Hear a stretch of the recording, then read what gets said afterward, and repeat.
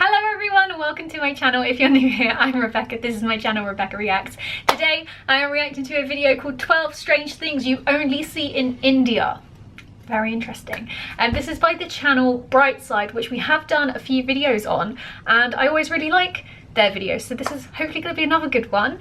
Thank you to the person who suggested I react to this video, and of course if you have any other videos you want me to react to, please put the links to them in the comments below and I will add it to my very long list of videos to watch.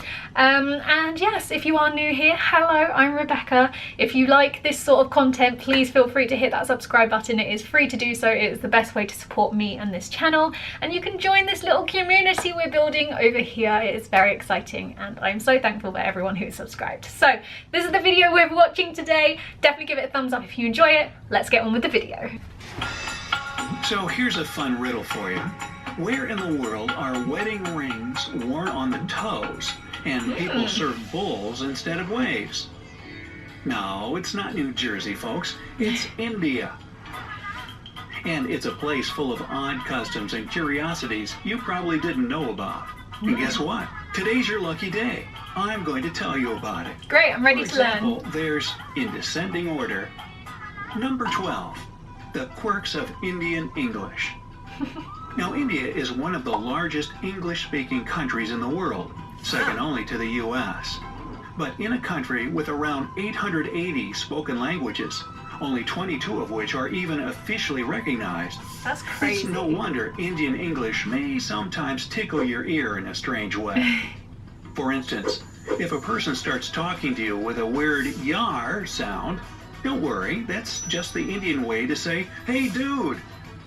Indians would probably ask your name with the phrase, what's your good name? And no, that doesn't mean you have some kind of a bad name that you somehow earned.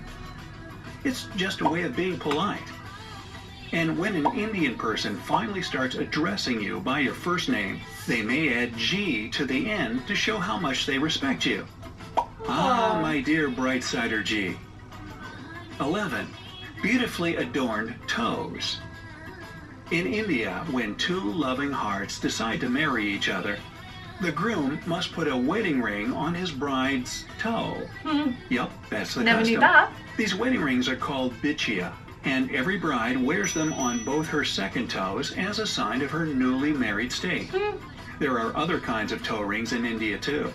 Some men wear them on their big toes in a belief that it'll boost their strength and vigor. Indians are famous for their love of gold, but toe rings are mostly made of silver because it's inappropriate to wear gold below the waist. Again, never knew that. Number 10, unbreakable promises. Most people in India believe that a spoken word has immense power within it.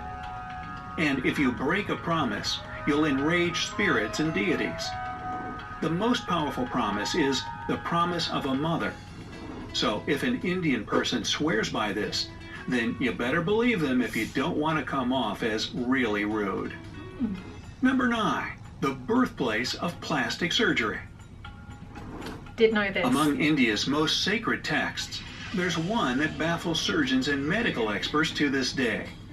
It's called the Sushruta Samhita, and it's a fundamental part of the Indian practice of Ayurveda. It was written by the ancient Indian surgeon Sushruta somewhere between 1000 BCE and 500 BCE. The text describes tons of unbelievably complex surgical procedures. But the most fascinating thing is that it proves that India is probably the birthplace of all plastic surgery. Even for his time, Sushruta was totally capable of doing nose jobs, or rhinoplasties if you want to be technical, and earlobe reconstructions. Not exactly what would make movie stars seem forever young, but still impressive. Speaking of movies, number 8, twice the Hollywood. India's Bollywood is the largest film industry in the world. No, not Hollywood. Bollywood produces about 1,200 films every year. That's twice the amount that Hollywood puts out. And if you want to start an acting career in India, you better learn how to sing and dance, since most of the movies produced there are musicals. I love that. I love musicals stems from a deep appreciation for Indian traditional dance and folklore. Also, It's no secret that Bollywood was inspired by Hollywood works from the 1920s to 1950s, many of which were musicals.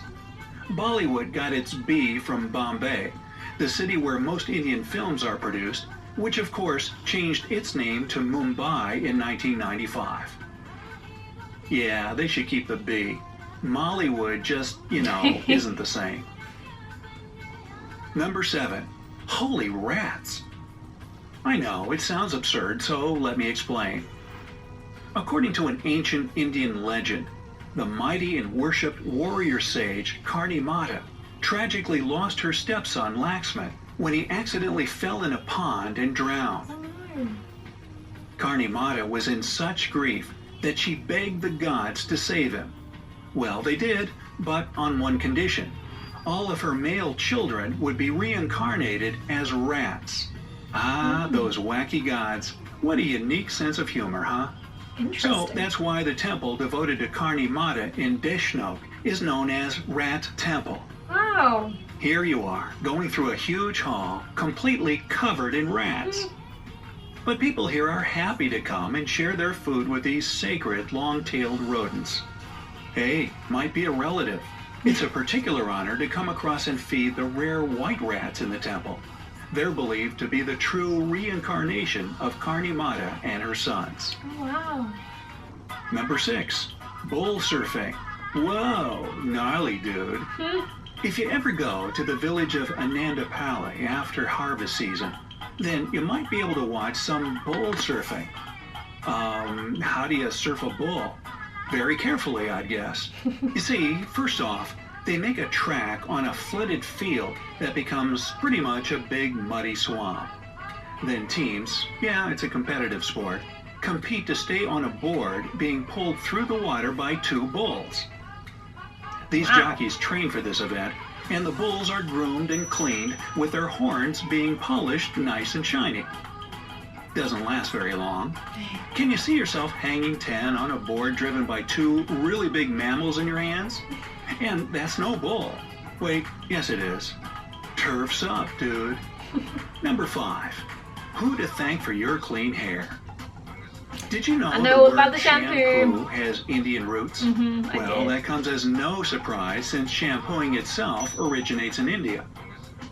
The original word shampoo means massage and was initially used to describe the process of hair strengthening with herbs common in India. But India has good reason to pay so much attention to their locks. The country sells over $20 billion worth of hair in a single month. Wow. Such amounts are second only to China. But even this hair-selling giant mixes its product with Indian hair for better quality.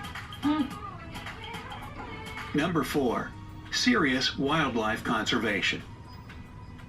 India gets a lot of criticism for its pollution problem, which there's no denying that it's a serious one. But that doesn't say anything about Indian people's attitude towards wildlife. There are 104 national parks in India, with over 15,000 square miles of overall coverage.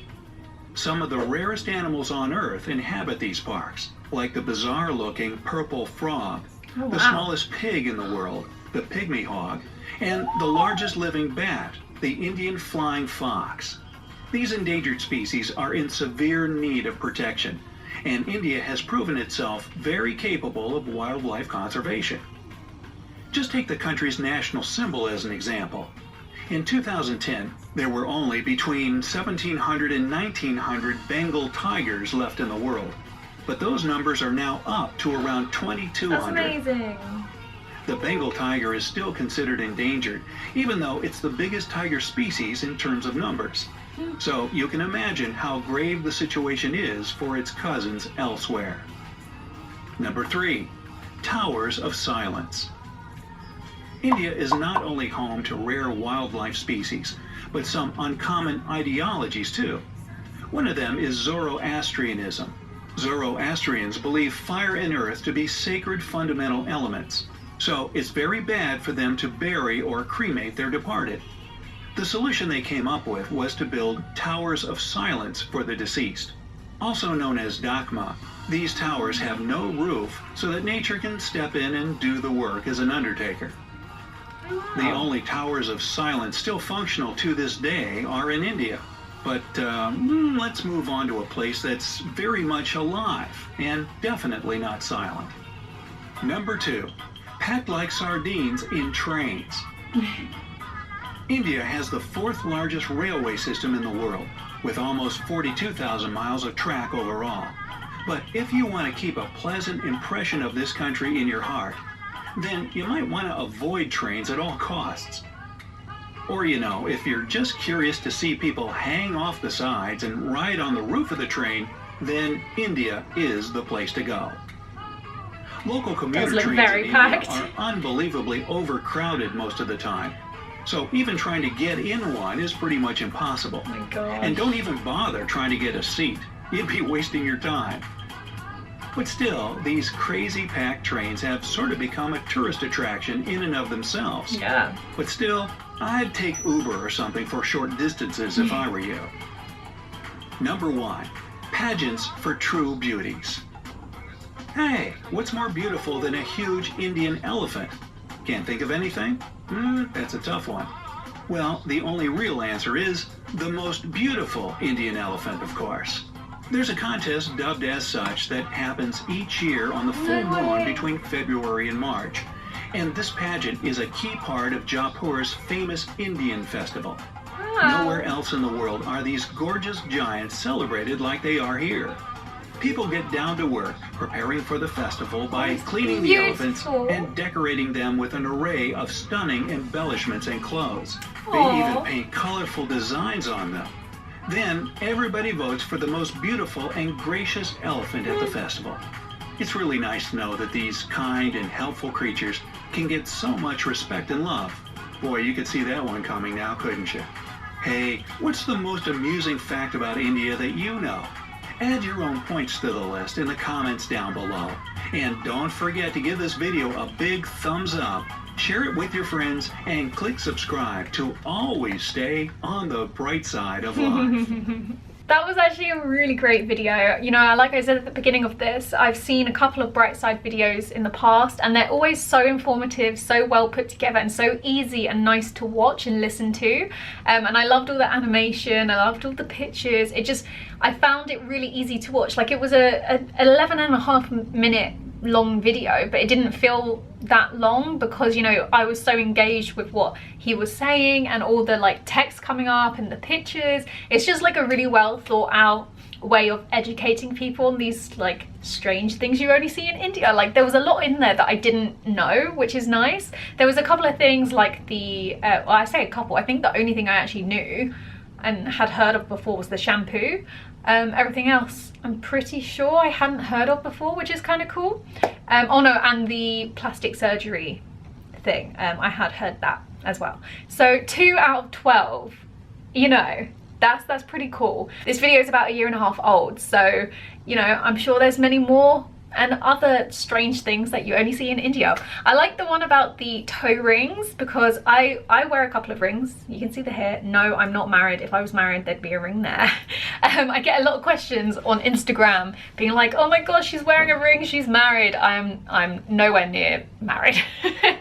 But yeah, I wear a couple of rings and I just think it's different to know that in India you put the wedding ring or like a ring on the toes, which is kind of cool, and you know, you show it off and it looks really pretty. And all the women when they get married wear beautiful jewelry as well, and I just think it's gorgeous.